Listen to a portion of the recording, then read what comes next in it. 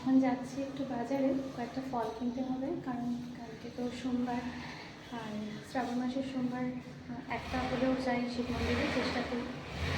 তো কালকে তো সকাল সকাল সময় হবে না, তাই আজকে যাচ্ছি, ফলগুলো নিয়ে আসি।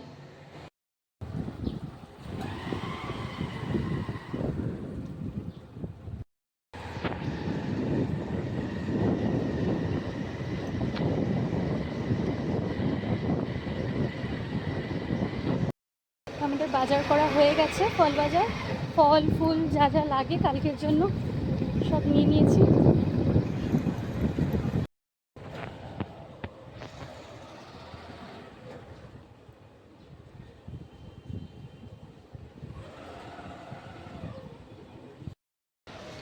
রানা আজকে আবার নগাঁও চলে যাবে, কারণ কালকে ওর অফিস, বলেছিলাম কালকে সকালে ফিরতে, তবে ওর কালকে সকালে একটু অসুবিধা হয়ে যাবে, তাই আজকেই চলে যাবে ও, এই জন্য বাজারটা করে নিলাম।